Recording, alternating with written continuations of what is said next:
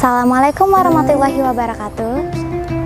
Sahabatku Has TV yang dirahmati Allah, berjumpa lagi dengan Ana Azizi di acara Ramadanku, Ramadan bersama Kuhas. Semoga kita diberikan kesehatan dan kekuatan untuk menjalankan ibadah puasa kali ini. Hari ini kembali lagi kita akan memperbincangkan permasalahan seputar Ramadan bersama Abah. Assalamualaikum Abah. Waalaikumsalam Ananda. Bagaimana kabarnya Abah? Alhamdulillah sehat Ana. Terima kasih Abah telah menyempatkan waktunya untuk menemani Ana. Hari ini Abah kita mendapatkan pertanyaan baru nih Abah. Ya. Pertanyaannya, salah satu keistimewaan bulan Ramadan Allah Subhanahu wa taala turunkan malam Lailatul Qadar Abah. Sebenarnya apa sih maksud dari malam Lailatul Qadar itu Abah? Dan kira-kira kapan terjadinya malam Lailatul Qadar itu Abah? Mohon penjelasannya Abah. Ya, Ananda Zizi dan pemirsa yang dirahmati Allah SWT, Allah berfirman dalam Al-Quran, Inna anzalnahu fi Lailatul Qadar wa ma adraka ma Lailatul Qadar. Lailatul Qadr khairum min alfi syahrin tanazzalul malaikatu warruhu fiha bi'izni rabbihim min kulli amr salamun hiya hatta matla'il fajr. Ya, artinya Lailatul Qadar sesuatu yang memang telah diberikan Allah kepada kita. Bahkan kalau kita terjemah, Lailatul artinya malam, Qadar artinya mulia. Maka Lailatul Qadar artinya malam kemuliaan. Lalu apa sebenarnya yang ada dalam Lailatul Qadar itu? Allah firmankan bahwa Lailatul Qadar malam di mana Allah SWT turunkan Al-Quran. Dan dalam Lailatul Qadar itu khairum min alfi syahr. Ibadah kita lebih baik daripada 1000 bulan. Subhanallah. Bayangkan, banyak kebaikan yang Allah turunkan. Bahkan ketika Lailatul Qadar itu tanazzalul malaikatu waruhu fiha. Malaikat turun kemudian membuat kebaikan, mengucapkan salam dan kebaikan kepada mereka yang ada dalam malam Lailatul Qadar tersebut. Intinya, Lailatul Qadar malam mulia, Lailatul Qadar malam sempurna. Jangan sampai kita sia-siakan untuk senantiasa semangat dan untuk senantiasa baik. Pertanyaan Ustaz, kapan kira-kira terjadi? Nah, ulama di sini berbeda pendapat. Ada yang agak mengatakan bahwa sebenarnya Lailatul Qadar itu dimulai dari awal sampai akhir. Tapi mayoritas ulama mengatakan yaqa atau terjadinya Lailatul Qadar di akhir awakhir, banyak terjadi di malam terakhir. Dan waktunya di waktu witri, waktu-waktu yang ganjil. Bisa jadi 21, bisa jadi 23, bisa jadi 25, bisa jadi 27 atau 29. 5 hari inilah menjadi kadang-kadang tepat waktunya menurut ulama. Imam Al-Ghazali dan beberapa imam lain tentang proses turunnya Lailatul Qadar. Intinya kapan Ustaz turun? Sengaja tidak ditetapkan oleh Allah. Tidak ditetapkan, ramai masjid, makanya ditetapkan malam ganjil. Makanya ulama ada yang mengatakan sebenarnya tidak hanya malam ganjil, semua malam di Ramadan itu selama kita baik, selama kita bagus, Allah akan berikan kebaikan. Ingat Ananda Zizi, Lailatul Qadar tidak dapat. Pertama udah semayang, ya sampailah ke hari 20 udah semayang. Giliran 31 baru semayang, giliran 21 baru semayang. Oh, udah dapat. Karena yang dapat Lailatul Qadar mereka yang dari awal sampai akhir memaksimalkan Ramadan, memaksimalkan puasa dengan semua kebaikan-kebaikan di dalamnya. Insya Allah mereka akan dapat atas izin Allah SWT.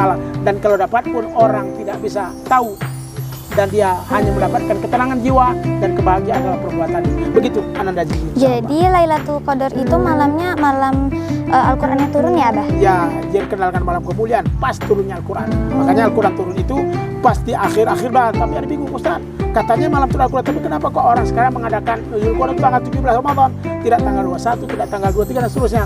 Nah, disinilah ulama Al-Quran turun itu 2 kali. Ada turun daf'atan wahidah, turun langsung full kepada Nabi, tapi tidak sampai dunia, hanya turun sampai kepada langit dunia. Kemudian turun kepada Muhammad, munajjama secara asal-asal. Nah, itu baru berakhir pertama turun tanggal 17 Ramadan ketika Nabi Muhammad sedang berada di Gua Hira. Itu pertama kali turun. Tapi kalau turun langsung itu terjadi pada malam Lailatul Qadar, yakni di sama dunia, di langit dunia. Itulah proses turunnya Al-Quran. Begitu anak-anak. Baik Abah. Ya. Pertanyaan selanjutnya Abah. Ya. Katanya pada malam Lailatul Qadar itu semua amal kebaikan akan dilipat gandakan sebagaikan 1000 bulan ya Abah. Ya. Nah, bagaimana jika seandainya terjadi malam Lailatul Qadar, na'udzubillah, malah ada yang berbuat maksiat atau kejahatan Abah? Apakah dosanya pada malam itu juga akan dilipat gandakan bagaikan 1000 bulan itu Abah? Kita berdoa kepada Allah, ya pemirsa yang dirahmati Allah, kebaikan akan dilipat gandakan. Dosa pun juga akan diberikan banyak oleh Allah ketika kita melakukan dosa pada kehidupan kita. Namun uniknya subhanallah, ketika kebaikan kita niatkan baik, Allah berikan pahala. Ketika kita baikkan, kita baru niat baik saja, kita diberikan pahala. Kita berbuat lebih baik. Tapi kalau dosa baru kita niatkan, belum dicatat sebagai dosa. Sudah kita perbuat, baru dicatat dosa. Begitulah dengan Lailatul Qadar. Kalau sekedar niat, tak hal. Tapi kalau berbuat, jangan.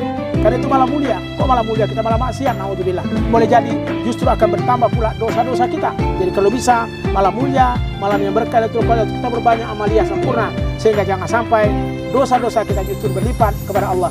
Karena ingat, khairun min alfi syahr. ibadah kita itu lebih daripada 1000 bulan. Maknanya ibadah kita, rahmat kita, berkah dari Allah akan terjadi pada kita. Jangan pula mentang-mentang dapat Lailatul Qadar kemudian berikutnya tidak semayang. Salah. Karena Lailatul Qadar kebaikannya bukan pada angka tapi pada berkah hidup kita. Artinya hidup kita berkah, hidup kita mendapat kebaikan. Apa yang disebut dengan berkah? Ziyaratul khair, bertambah kebaikan, bertambah kesempurnaan dalam hidup dan kehidupan. Makanya anak Aziz dan pemirsa yang rahmatullah, jangan bermaksiat. Ya, bukan hanya di malam Lailatul Qadar, tapi di semua malam. Karena ketika kita bermaksiat, itulah ujung kehidupan kita kalau Allah panggil kita.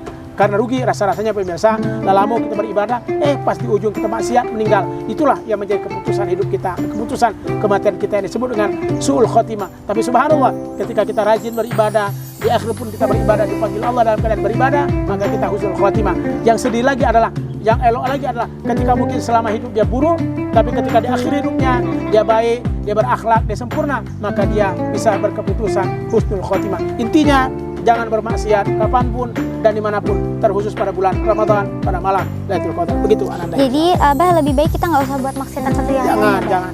Karena itu maksiat sangat buruk, menjauhkan kita dari Allah dan juga mendekatkan kita pada setan. Laknatullah alaih. Nauzubillah. Oke Abah, makasih ya Abah. Penjelasannya Abah itu sangat bermanfaat sekali untuk sahabat Kuhas Permisa TV, untuk Ana juga pribadi. Baiklah sahabat Kuhas TV, demikianlah perbincangan kita pada episode kali ini. Jangan lupa like, comment, share, dan subscribe. Ana Zizi pamit undur diri. Wassalamualaikum warahmatullahi wabarakatuh. Waalaikumsalam.